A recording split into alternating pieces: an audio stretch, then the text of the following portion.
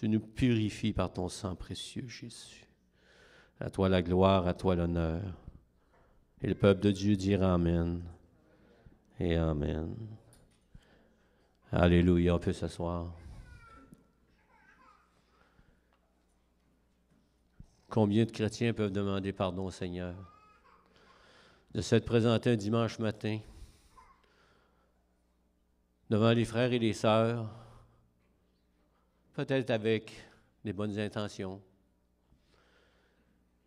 mais se présentant dans l'assemblée où ce dimanche matin-là, c'est le repas du Seigneur. Et pour quelque raison que ce soit, s'asseoir dans une assemblée, lever les mains, glorifier Dieu avec un cœur vide, sans attendre de son Dieu,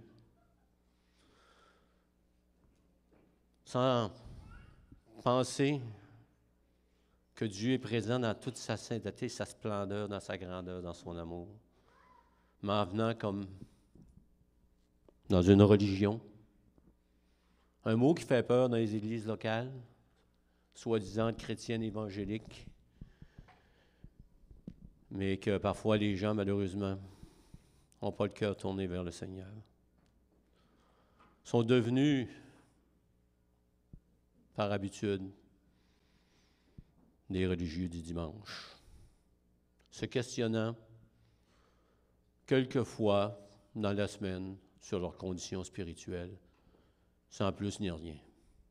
Lisant la parole de Dieu, sans plus ni rien, par habitude, parce qu'on leur a dit, il faut lire la parole de Dieu, en oubliant que ce livre si grand et si merveilleux est la parole de Dieu.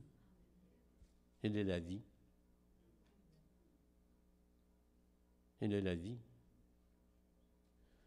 Ce matin, j'ai quelques versets et le premier que je vais lire, c'est celui qui est sur notre entrée, le psaume 119, 105.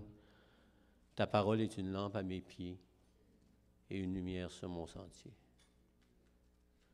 Chacun de nous qui avait fait une confession de foi un jour, nous avons vu la lumière de l'Esprit Saint nous rencontrer au plus profond de nos cœurs.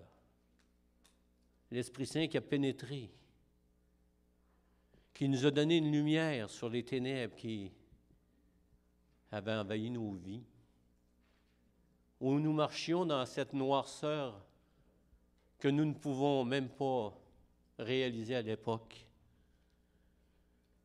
Mais lorsque l'Esprit Saint est venu, lorsque nous avons compris la grandeur de cette parole, elle est devenue lampe à mes pieds, lampe de chevet, que nous lisons, que nous méditons, que nous vivons, j'espère, que nous pratiquons, parce que c'est là que nous sortons des ténèbres et que la lumière jaillit au plus profond de nous, dans le sentier de notre vie. Sentier qui n'est pas toujours facile, même quand la lumière nous a éclairés. Sentier que chacun de nous vit de différentes façons, où la noirceur parfois nous envahit avec les circonstances qui nous entourent. Mais la lumière, elle est toujours là.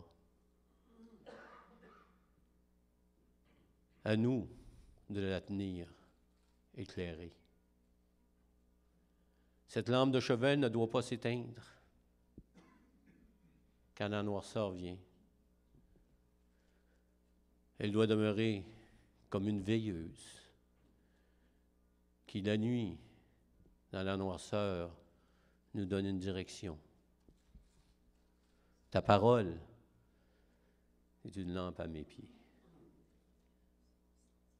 Ta parole est une lampe à mes pieds. Cette parole qui nous a été laissée parce qu'elle est vérité, parce qu'elle est chemin, parce qu'elle est correction, parce qu'elle est inspirée. Chacun de nous, nous devons croire dans cette parole. Elle est authentique. Elle est celle que Dieu nous a laissée dans son amour divin pour nous conduire sur ce sentier qui parfois est ténébreux. Dieu a disposé le cœur d'hommes qui nous ont laissé sa parole. Je pense à l'apôtre Paul qui écrit « Toute écriture est inspirée de Dieu ». Lui qui a expérimenté le questionnement, l'incertitude. Lui qui a expérimenté la religion à outrance. Lui qui a expérimenté une vie de débat, à combattre avec le raisonnement, avec la religion, sur qui était le vrai Dieu. Mais Dieu s'est révélé dans sa grâce, dans son amour, à cet homme qui était un assassin. Oui, telle était la condition de Paul, reconnu par les gouvernements avec des lettres qui lui donnaient autorité pour aller jeter en prison ceux qui avaient cru à la lumière. Ceux qui avaient cru dans cette parole qui était annoncée. Lui dont le Saint-Esprit s'est saisi pour lui donner des révélations qui sont parvenues jusqu'à nous. Et cet homme de Dieu a écrit « Toute écriture est inspirée de Dieu ». Ne doutons pas de cette parole qui est inspirée de Dieu et utile. Le chemin que nous parcourons au cours de nos vies n'a pas toute la même longueur. Pour certains, la durée est très courte. J'ai connu un jeune garçon un jour qui avait 12 ans qui a fait confession de foi et qui, à 13 ans, il a confessé devant l'assemblée locale. J'aime tellement le Seigneur que je vais devenir un pasteur si Dieu le veut. 8 mois plus tard, il décédait. La colonne de la jeunesse. Pourquoi? Pourquoi? Dieu avait un temps bien précis. Et il a été utile, ce jeune garçon, parce qu'il a cru dans l'utilité de la parole de Dieu, dans l'inspiration. Est utile pour enseigner. Première chose qu'on demande à un chrétien, il faut que tu sois enseignable. Si tu n'es pas prêt à recevoir de l'Esprit Saint un enseignement, de recevoir de la parole un enseignement, ta vie va être difficile. Pas juste au point de vue spirituel, mais humainement va être difficile. Nous croyons, je crois, j'ai la certitude, j'ai l'assurance, la conviction que toute écriture est inspirée de Dieu. Malgré l'incompréhension que je peux avoir sur certaines données de cette parole, certaines choses que je suis incapable de comprendre, incapable de vous enseigner, parce que mon ignorance est là. Mais je crois dans la parole de Dieu. Je crois dans son inspiration. Elle me convainc. Non pas que je suis bon, que je suis intelligent, mais que je suis le moindre des avortons. Que sans la parole de Dieu, sans mon Dieu, sans le Saint-Esprit, je ne suis rien. Je suis une vapeur qui passe. Comme la majorité des gens croient aujourd'hui, qu'ils naissent, qu'ils vivent, que toute leur vie est dans l'incompréhension, dans l'incertitude, dans la rébellion. Ils s'en vont, ils ne sont qu'une vapeur qui passe. Mais telle n'est pas ma conviction, parce que la parole de Dieu me dit, je suis l'enfant de Dieu pour l'éternité.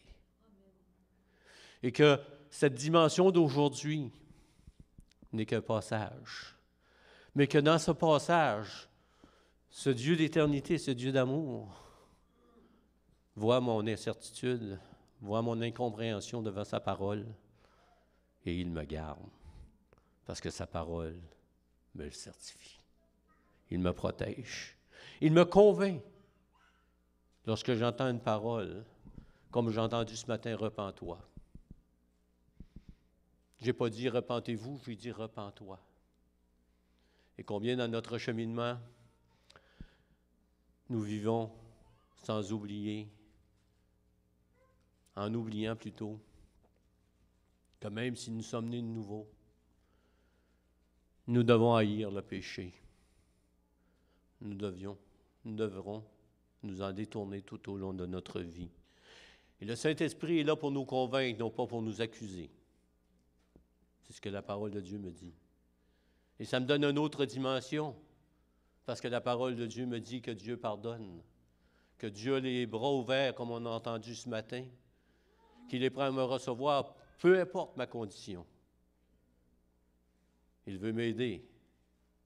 Il me parle. Il me convainc de revenir. Il me corrige de différentes manières, mais il m'instruit dans sa justice. Recevoir l'instruction de l'Esprit Saint, quelle dimension extraordinaire surnaturelle.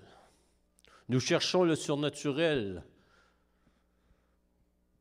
dans les signes physiques, dans la vue.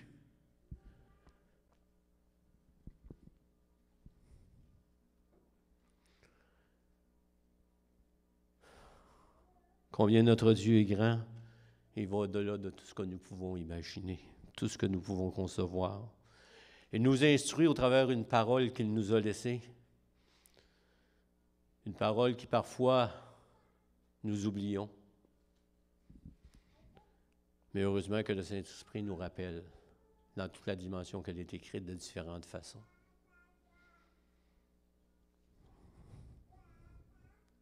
J'aime la parole de Dieu. Elle m'a gardé jusqu'à ce jour au travers des tempêtes, au travers des scandales, au travers des découragements, au travers des injustices, au travers mes manquements. Elle m'instruit, afin que je sois un homme de Dieu et que je sois accompli et propre à faire l'œuvre que mon Dieu a préparée d'avance pour moi.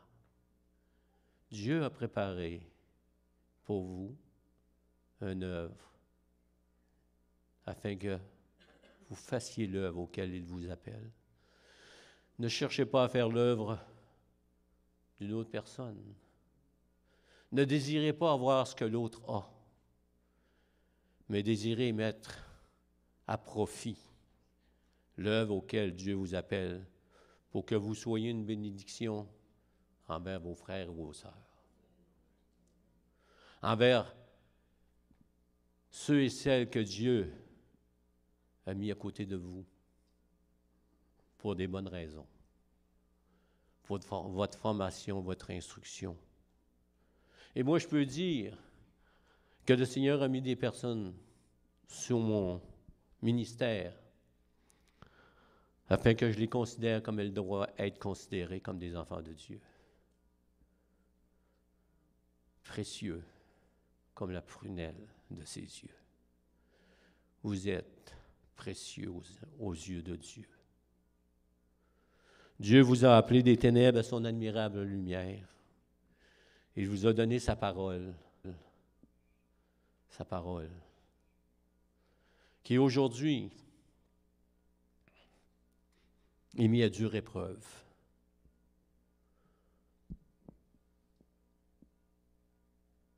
Sa parole qu'on veut détruire, qu'on fait tout pour détruire, et que l'ennemi, en usant de toutes sortes de stratagèmes, nous amène à croire que c'est juste un livre. Que ce livre a été notre départ et qu'il n'est pas notre arrivée. et il nous conduit jusqu'à l'éternité. Nous ne sommes que de passage. Nos jours sont comptés. L'avenir n'est pas toujours rose. Mais notre avenir n'est pas ici. Et dans les lieux célestes pour l'éternité. Quel rafraîchissement de savoir ça. De regarder alentour de nous tout ce qui se passe et de dire « Merci Seigneur, ça achève. » Merci Seigneur que mon regard n'est pas sur ce que je vois, mais j'ai un regard de foi.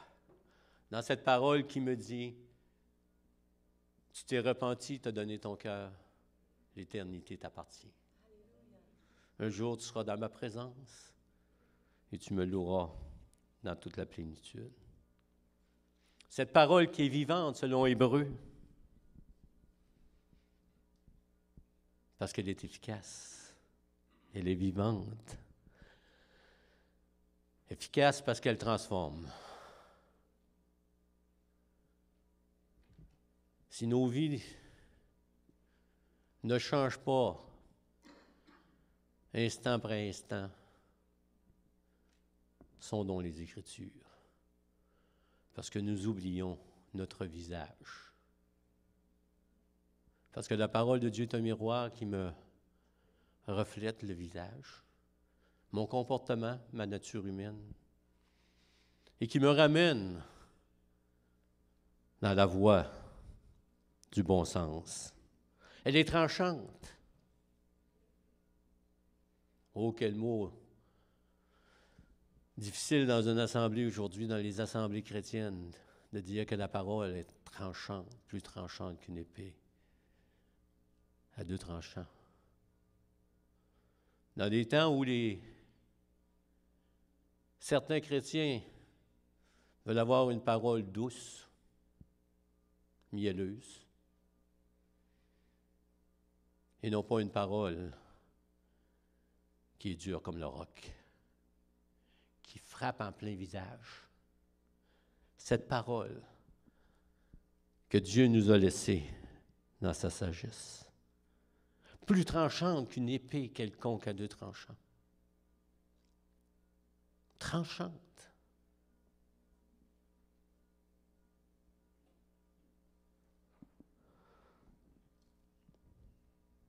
Pénétrant. Jusqu'à partager, séparer âme et esprit. Nous savons que l'âme est le centre de nos sentiments, de nos émotions. Elle sépare nos émotions, nos sentiments. Cette parole, elle fait une différence entre notre âme et notre esprit. Elle est tranchante. Elle nous amène dans une dimension de réflexion sur notre état. Il parle de jointure et de moelle, qui est notre corps, qui veut nous attirer vers le péché. Dans ce domaine où l'ennemi est roi, où l'ennemi détruit celui qui s'y aventure.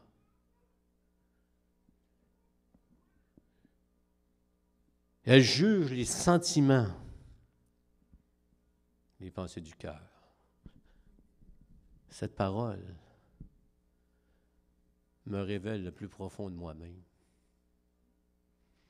qui parfois je veux engouffrer, même dans mes pensées. Je ne veux pas voir la réalité de mon cœur. Mais cette parole, qui est plus tranchante qu'une épée quelconque à deux tranchants, vient et me rappelle qui je suis. Et c'est l'esprit qui sonde les cœurs, qui sonde les reins. Combien ce matin je peux bénir cette parole que je chéris depuis tant d'années.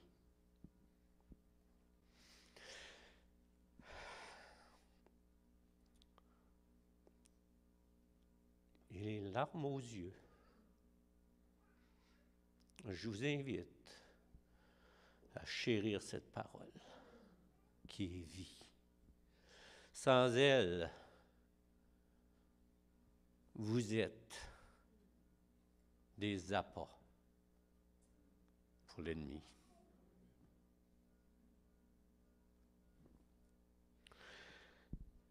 Cette parole qui, après tant d'années, me donne vie encore, m'instruit encore, me convainc, m'amène à marcher dans une dimension que je ne suis pas capable par moi-même parce que je suis un oublieux.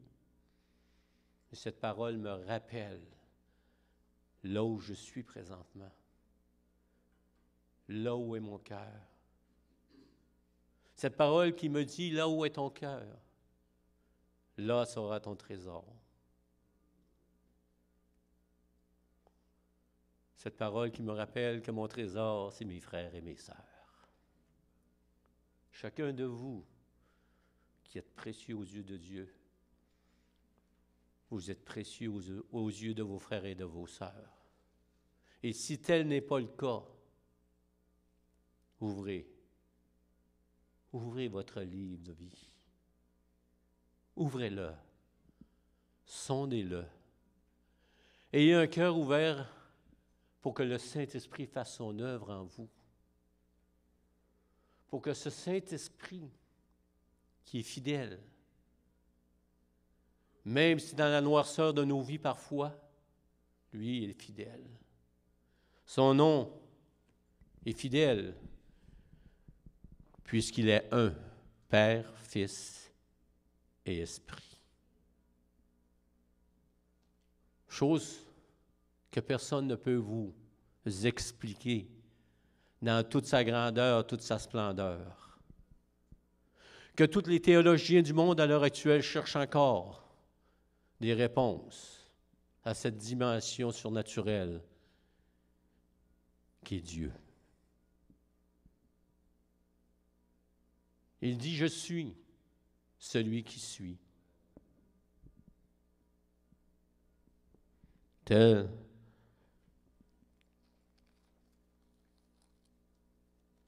est l'Écriture. Je suis, dit l'Éternel. Fais-moi confiance.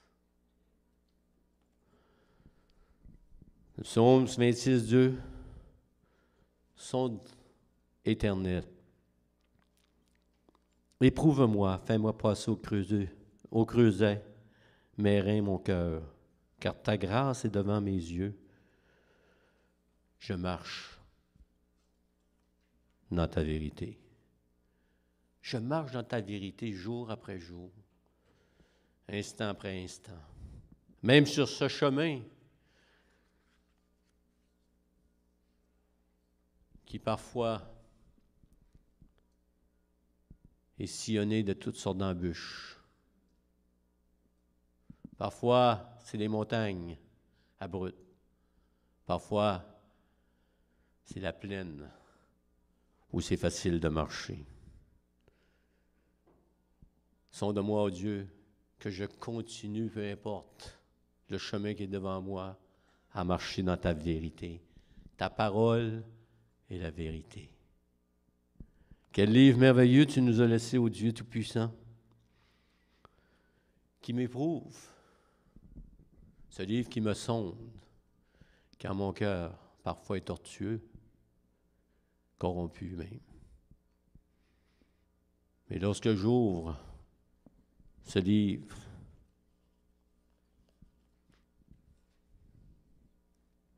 qui vit,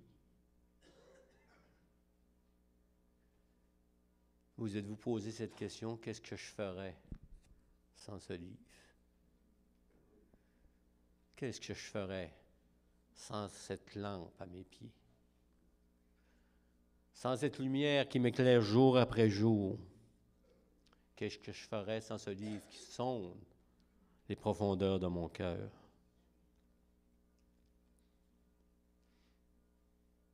Ce matin, on prend le repas du Seigneur, j'ai dit aux musiciens, mais qu'on On a fini la prédication, on va prendre 2 chants. Et les chants sont en rapport avec ce que je vous amène ce matin. Que vos cœurs soient prêts à être sondés ce matin. Vous savez, c'est facile de dire « sonde-moi, ô Dieu » et de se tourner de bord, dire « je vais continuer de faire à ma tête ». Mais que chacun de nous, lorsqu'on va chanter ce chant ce matin avant de prendre la communion, « sonde mon cœur, Seigneur », on va être capable de chanter l'autre qui suit. « Change mon cœur, Seigneur ». Non seulement laisser l'Esprit Saint nous sonder, mais prêt à être transformé, à être changé. Et lorsque Paul invite l'Église de Corinthe à prendre le repas du Seigneur, Paul, dans sa détresse, inspiré par l'Esprit Saint, donne des avertissements, donne des références pour qu'on réalise la grandeur de tout ce qu'on porte le repas du Seigneur. Et que la grandeur de ce repas ne se transforme pas en calamité dans nos vies. Je crois, je suis certain, parce que le livre me le dit, non pas parce que je l'ai expérimenté, mais parce que le livre me dit. Et heureusement pour moi, je ne l'ai pas vu de mes yeux encore, puis je ne veux pas le voir. Que des gens prennent indignement le repas du Seigneur et attirent un jugement sur eux autres. Telle n'est pas la pensée de certains théologiens aujourd'hui, qui disent que Dieu est amour, amour, amour, amour, amour. Mais lorsque Dieu aime, il reprend. Lorsqu'un parent aime son enfant, il le reprend. Parce qu'il aime. Ce matin, le titre de la prédication est la communion. Tant de détours pour venir apprendre la communion. Mais parfois, la réflexion nous amène à aller plus loin dans notre démarche. Et c'est bien ici. Parce que plus nous lisons la parole de Dieu, plus notre démarche s'accentue. Plus nous pouvons marcher d'un pas ferme, avec assurance, lorsque nous prenons ce livre extraordinaire, merveilleux, qui est la parole de Dieu. Pas n'importe quel livre, mais la parole de Dieu. Inspirée comme nous avons lu. Et ce matin, lorsque je préparais pour le repas du Seigneur, c'était la communion. Un terme que on a parfois de la misère dans nos églises. On dit repas du Seigneur, on dit la Sainte Seine. Mais on a peur de dire le mot communion parce que ça nous rappelle pour beaucoup notre ancienne religion. Oui, sœur. Où nous partions en arrière et nous recevions un morceau de pain et nous partions, me souviens, enfant, avec les lèvres serrées pour ne pas l'échapper. Mais il y avait une chose qui était dans ce temps-là. Malgré leur incompréhension de ce livre merveilleux, il y avait un respect pour la communion. Pour celui qui était supposé donner vie. Mais on a tordu les Écritures. Ce mot communion, qui vient du mot communication.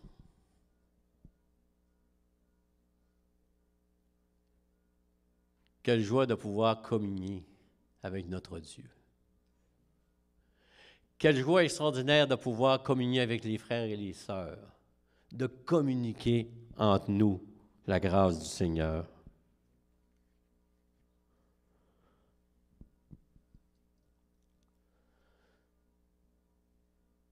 J'aime la présence de Dieu. De différentes façons. Parfois, c'est dans des chants d'allégresse, des débordements de joie. Parfois, c'est dans des temps comme ce matin, où on n'est pas capable de faire lever, excusez l'expression, des cris de hardiesse, mais c'est comme si il y avait un esprit qui s'abattait sur les chrétiens comme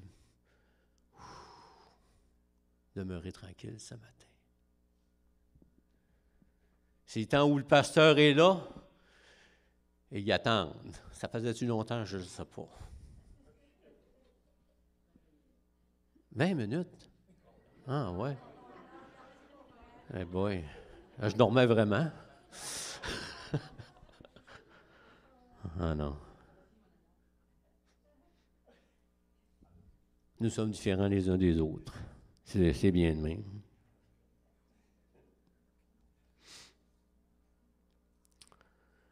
Ce matin, c'est un temps extraordinaire. C'est la communion.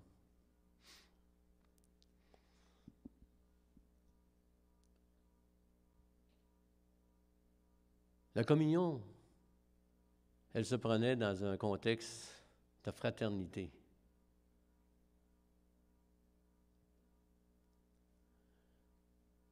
Corinthiens chapitre 11, nous partons souvent du verset 23. Mais avant le verset 23, il y avait d'autres versets. Où l'apôtre Paul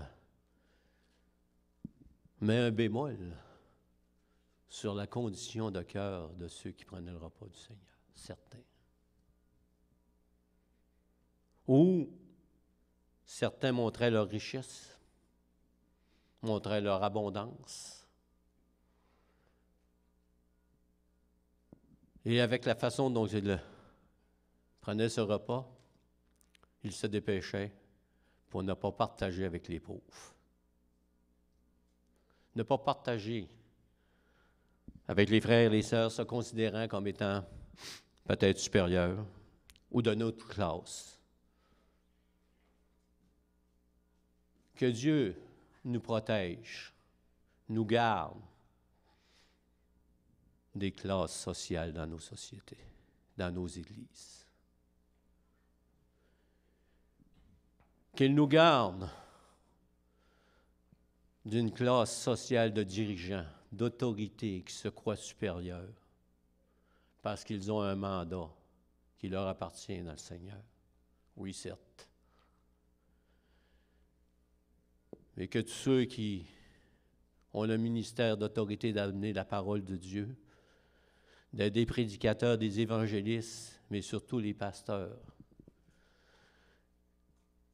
que Dieu les garde, et moi le premier, dans l'humilité et non pas dans un orgueil spirituel, comme étant un supérieur de l'Église. Certes, une autorité, parce que la parole nous le confirme, ce livre me le confirme, mais pas une autorité abusive. Une autorité en regardant ceux de l'Assemblée comme étant mes frères et mes sœurs.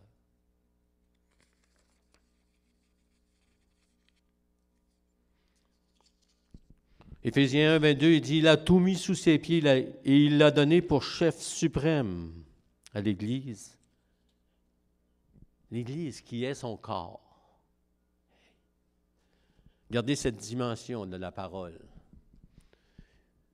Jésus est le chef suprême de l'Église et l'Église est le corps du Seigneur Jésus-Christ. Il est la tête. Nous sommes le corps. Colossiens 18, l'apôtre Paul écrit, « Il est la tête du corps de l'Église. » Nous devons considérer cette donnée comme étant essentielle pour prendre le repas du Seigneur.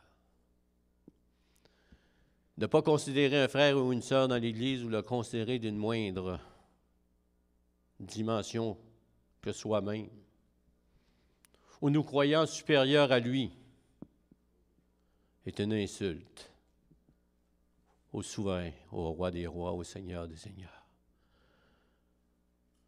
Parce que celui de la condition la plus humble est digne du sang précieux de Christ qui a été versé sur la croix. Lorsque je lis 1 Corinthiens, chapitre 12, lorsque je lis Romains, chapitre 12, vous voyez le corps de l'Église. Des membres différents, des fonctions différentes, mais des hommes et des femmes qui devraient marcher dans l'unité, se pardonnant, se soumettant les uns les autres. Mais parfois, dans le chemin de la vie, dans notre cheminement, il nous arrive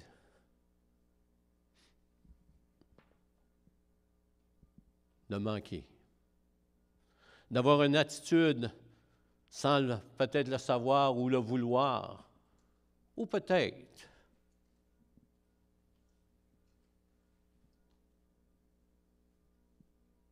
parce que notre caractère nous y invite, nos sentiments, d'avoir quelque chose contre un frère ou une sœur. D'avoir fait quelque chose contre un frère et une sœur. Et je suis le premier à vous dire ce matin, si j'ai offensé quelqu'un dans cette assemblée, pardon. Certes, ce n'était pas de façon volontaire, mais peut-être c'est arrivé. Je vous demande sincèrement pardon. Et si ça a été fait, puis je ne m'en suis pas rendu compte, prenez le temps de venir me voir puis de me le dire. Pasteur, tu m'as offensé. Afin que je puisse prendre ce repas dans la plénitude où Dieu me le demande. Dans une transformation continuelle dans ma vie, afin que la gloire de Dieu éclate dans cette assemblée.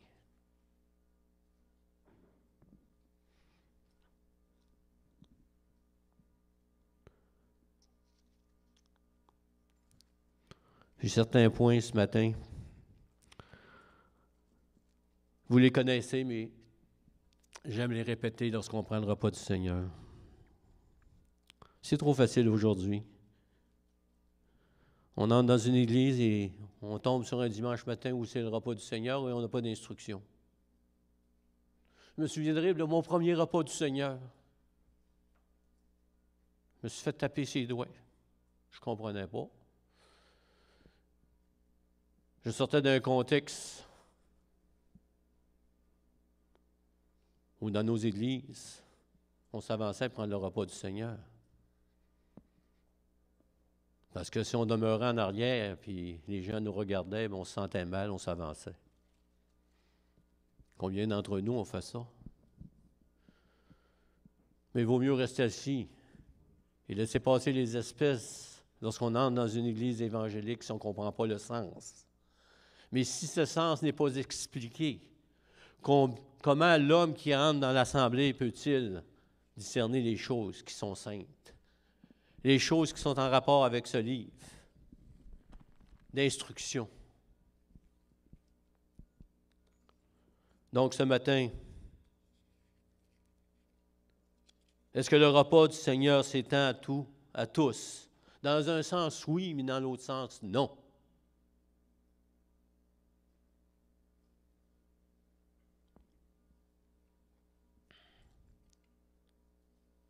Le repas du Seigneur s'adresse, comme c'est écrit dans la parole de Dieu, à tous ceux qui l'ont reçu. Il a donné le pouvoir de devenir enfants de Dieu. Tous ceux qui ont reçu le message de l'Évangile.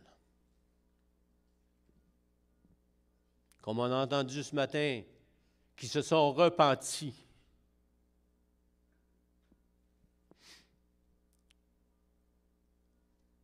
La vraie repentance est un début, mais elle a une continuité constante dans nos vies.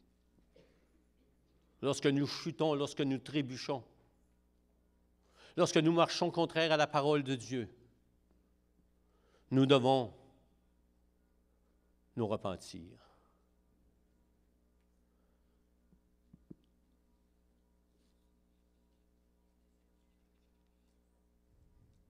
à ceux qui l'ont reçu, qui ont reçu la parole. Mais la parole, au commencement était la parole était avec Dieu et la parole était Dieu. Et le Verbe s'est fait chair, il a habité parmi nous. Telle est la description de la vérité, du fondement de notre foi.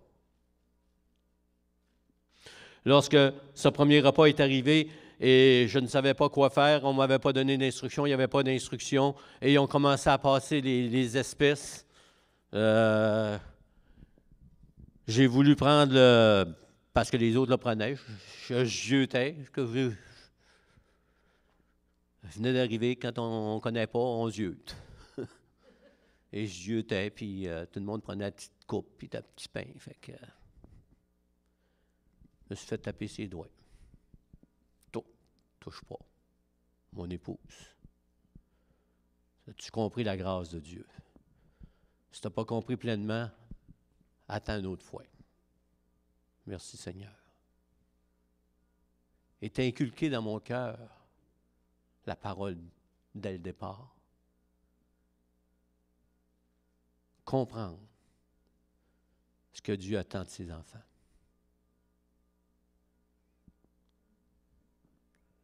Une certitude, une assurance que nous sommes pardonnés. Que sur cette croix, tout a été accompli une fois pour toutes. Que ma vie est dépendante de celui qui est allé jusqu'à la mort sur la croix pour mes péchés. Et ce matin, si parmi nous, il y en a qui ne connaissent pas encore ce si grand salut, il est à ta disponibilité. Dieu t'invite à prendre ce repas, cette communion aussi. Ton cœur est disposé à te repentir de tes péchés, à dire, Seigneur, prends toute la place dans ma vie. Que ta parole devienne vie en moi, même si je ne comprends pas. Comprendre toute la dimension lorsqu'on accepte le Seigneur, c'est une chose qu'on ne peut pas concevoir. Que personne ne peut concevoir dans toute la dimension de son intelligence. Parce que la croix est une folie pour les hommes. Mais pour ceux qui croient, elle est une puissance de Dieu. Quel grand Dieu on a.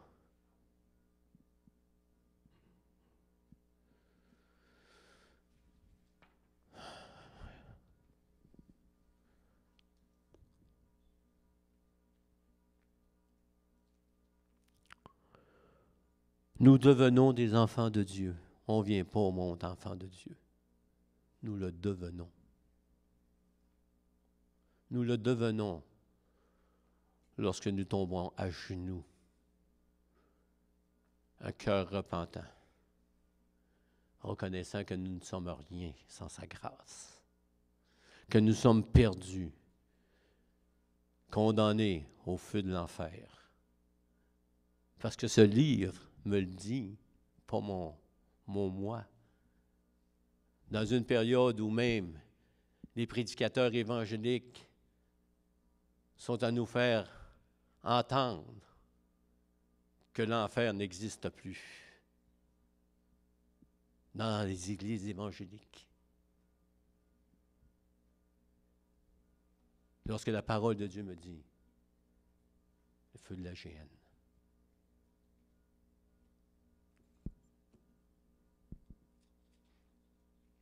Une reconnaissance, quel que soit notre arrière-plan. Jean 1, 29, il nous dit, en parlant de Jean-Baptiste, le lendemain, il vit Jésus venant de loin, venant à lui. Et il dit, voici l'agneau de Dieu qui ôte le péché du monde. Jean-Baptiste. Celui qui criait dans le désert, repentez-vous. Il dit, voici l'agneau de Dieu qui ôte le péché du monde. Jean-Baptiste reconnaît que ce que Jésus allait faire était plus grand que tous les sacrifices que l'homme pouvait faire, que toutes les religions, que toutes les pensées que l'homme pouvait avoir sur une structure religieuse. Que non seulement le péché allait être couvert pour un temps, comme c'était dans l'Ancien Testament, mais que le péché allait être enlevé, ôté, fini.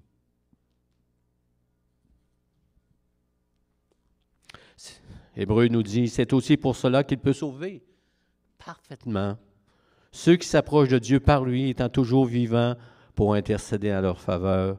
Il nous convenait en effet d'avoir un souverain sacrificateur comme lui, saint, innocent, sans tache, séparé des pécheurs et plus élevé que les cieux, qui n'a pas besoin, comme les souverains sacrificateurs, d'offrir chaque jour des sacrifices d'abord pour ses propres péchés, ensuite pour ceux du peuple, car ceci, il l'a fait une fois pour toutes en s'offrant lui-même. Malheureusement, quel prétexte pour certains soi-disant chrétiens de demeurer dans leur péché, dans leur ancienne vie. En prenant le sang précieux de Jésus-Christ comme un torchon, comme un paillasson, pour continuer à vivre jour après jour dans leur ancienne vie de perdition.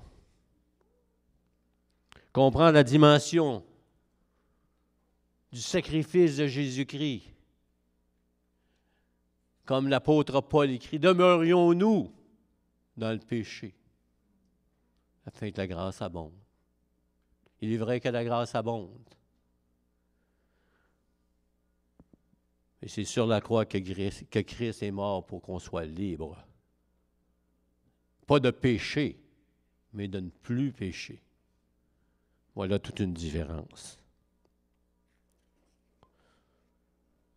Donc, le premier précepte qu'il ne faut jamais oublier, c'est que la communion s'adresse à ceux qui ont une vraie repentance dans leur cœur, constamment dans leur vie, prêts à être pris lorsque l'Esprit Saint leur parle.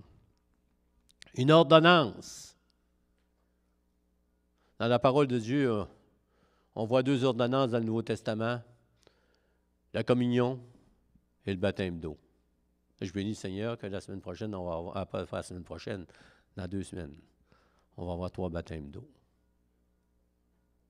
Merveilleux, n'est-ce pas? Ah, moi, je suis béni. Je suis béni de prendre le repas du Seigneur ce matin, avec tout ce que ça comporte. C'est solennel, mais je suis béni aussi de voir qu'on va avoir des gens qui vont obéir au Seigneur, qui vont passer par les eaux du baptême. Mais la communion est une ordonnance. Paul écrit, « Car j'ai reçu du Seigneur ce que je vous ai enseigné, c'est que le Seigneur, dans la nuit, il fut livré, prit du pain. Il dit, faites ceci en mémoire de moi. » Donc, le repas du Seigneur, il est voulu de Dieu pour un examen. Que nous nous arrêtions, que nous prenions conscience de là où nous sommes rendus dans notre vie chrétienne. Que nous prenions conscience, on va le voir tout à l'heure, que nous sommes des enfants de Dieu. Le repas du Seigneur ne s'adresse pas aux enfants. Parents, vous êtes responsables. Lorsque le repas du Seigneur va être passé, c'est votre responsabilité de dire à vos jeunes, on ne touche pas. Ils ne comprennent pas. Il ne faut pas qu'ils prennent cette communion, ce repas du Seigneur, la Sainte-Seine, appelée comme vous voulez, qu'ils rentrent dans une église en disant, ben, on va prendre une petite coupe, on va manger un pain. Non. Le repas du Seigneur est quelque chose de solennel. solennel. Vous savez, c'est une marque de commerce qui est de moins en moins aujourd'hui.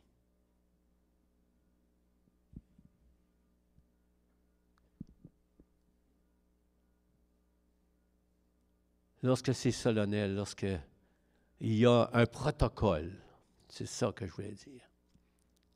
Le protocole demeure toujours le protocole. Lorsque le protocole n'est plus là, vous savez qu'est-ce qui arrive? C'est la dérive. C'est la facilité. C'est le friendly qui arrive. J'ai rien contre le friendly. Mais il y a du protocole. Il y a un respect envers les autres. Aujourd'hui, on l'enlève par tout ce qu'on va. Dans mes premières années de pastorat, je me souviendrai bien toujours, j'étais allé, dans ce temps-là, c'était dans différentes villes. Et la première conférence que je suis allé, tous les pasteurs, les femmes de pasteurs sont la cravate, l'habit. C'était le protocole. Et je me souviens d'un jeune pasteur qui est arrivé, et c'était à la période des questions. Il est parti dans l'arrière, puis il a pris le micro. « Hey, en avant, là! » Oups! Tout de suite, quelqu'un s'est levé et dit « Excusez, on a un protocole ici. Votre nom, votre ministère, c'est quoi vous faites, votre assemblée, et l'homme qui est en avant, c'est l'homme qui est en direction, on l'appelle Monsieur le Président ou révérend. »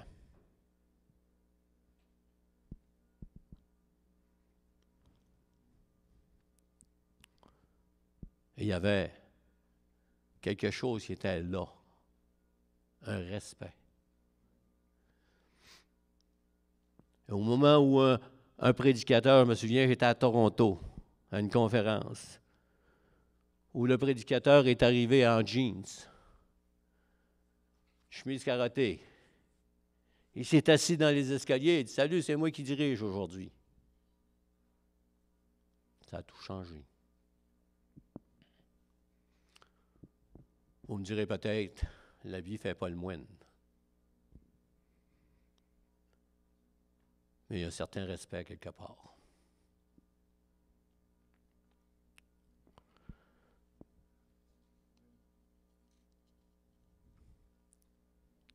Le repas du Seigneur est solennel. Considération du ministère les uns envers les autres.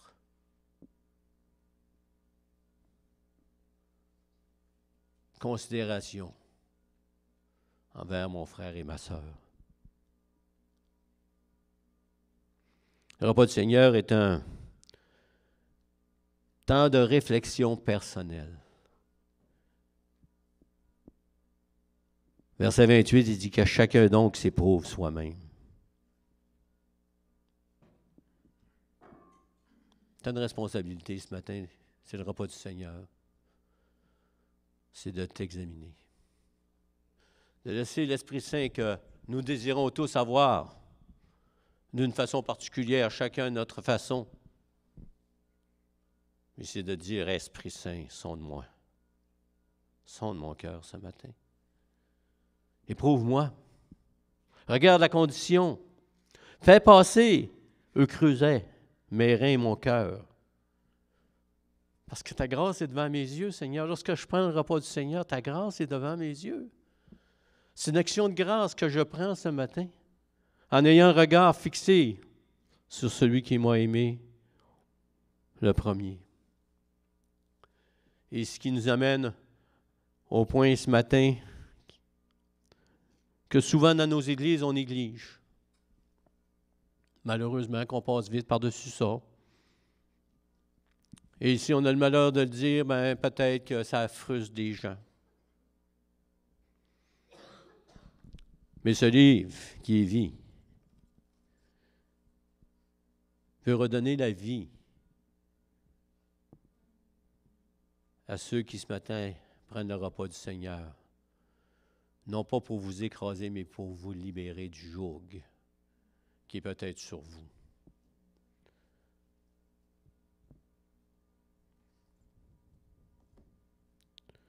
Communion me parle de ma relation avec les frères et les sœurs dans l'Église.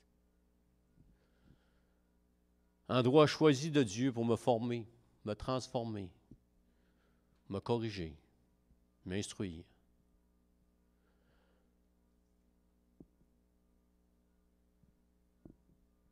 Endroit où Dieu place à côté de moi des frères et des sœurs qui ont été pardonnés en Jésus-Christ. À me soucier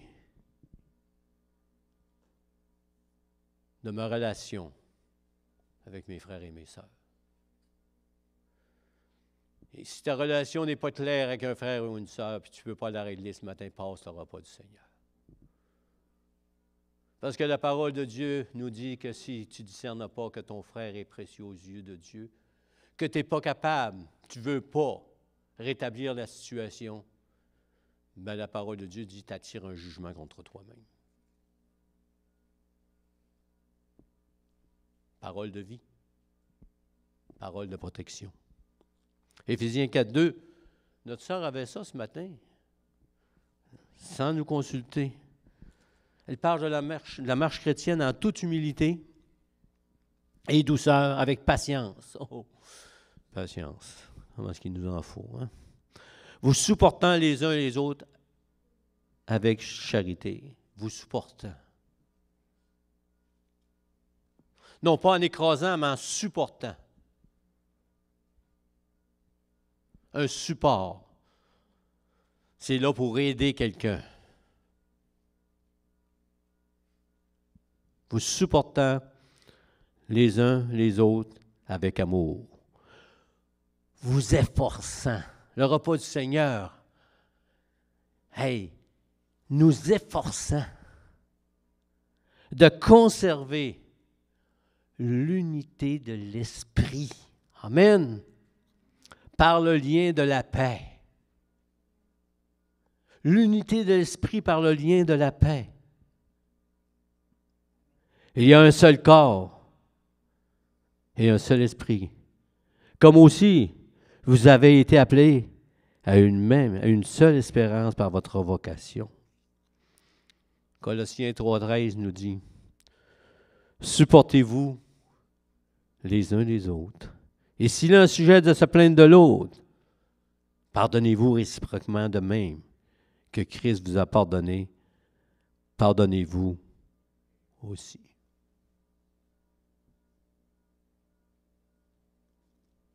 Mais avant que la grâce fût accomplie, la loi était là.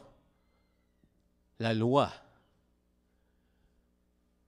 La loi qui était tranchante aussi, mais que Dieu avait donnée par l'intermédiaire de Moïse, pour qu'avant que la grâce arrive, les hommes puissent vivre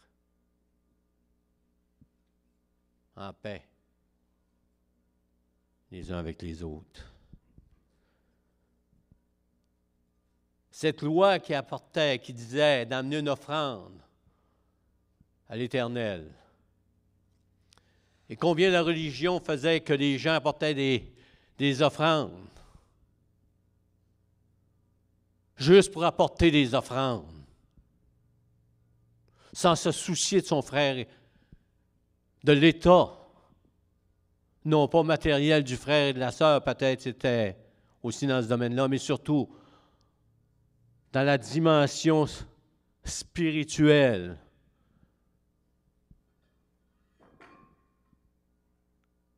Avant la grâce. Imaginez qu'aujourd'hui, on est sous la grâce. Notre dimension va encore plus loin.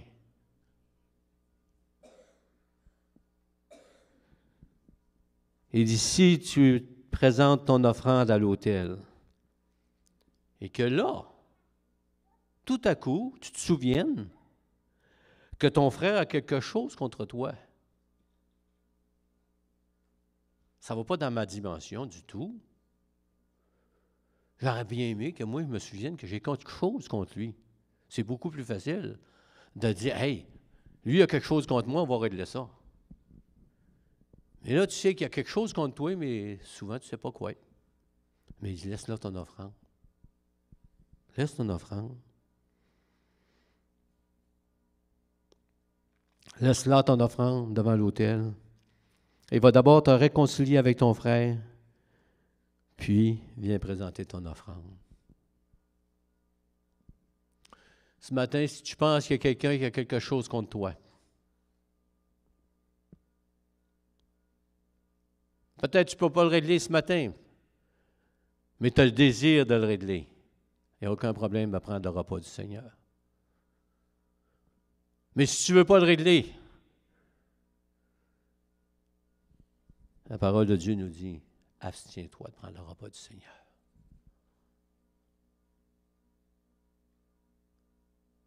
Abstiens. C'est mieux de t'en abstenir pour une fois puis régler la situation plus tard. Demande l'aide du Saint-Esprit puis il va te le donner, que de prendre sans discerner l'état dont ton frère est les questions, parce que son état touche ton état. Vous comprenez ce que je veux dire? Quel grand Dieu nous avons. Il est mort sur la croix, il a livré son sang. Il nous a pardonné. Mais il continue de nous instruire afin qu'on puisse marcher librement, non pas la tête courbée, mais la tête haute, non pas par orgueil, mais par joie de lui appartenir et de pouvoir regarder les frères et les sœurs dans l'assemblée et de se réjouir de leur présence, de se réjouir de cette communion, de cette participation que nous avons à ce repas ce matin. De remercier le Seigneur, non seulement pour tout ce qu'il a fait pour nous sur la croix du Calvaire, ce qui est extraordinaire, qui est notre source de vie, mais aussi de regarder les frères et les sœurs alentour de nous. C'est-tu moi qui résonne? Une sonnette dans la tête. Ah non, c'est en arrière. Et qu'on puisse continuer à marcher ensemble. Et nous allons voir Dieu agir d'une façon miraculeuse, premièrement, dans nos vies personnelles. Combien malheureux lorsque on a des conséquences d'avoir pris le repas du Seigneur d'une mauvaise attitude. Ce n'est pas ce que Dieu veut pour nous autres. Dieu veut qu'on soit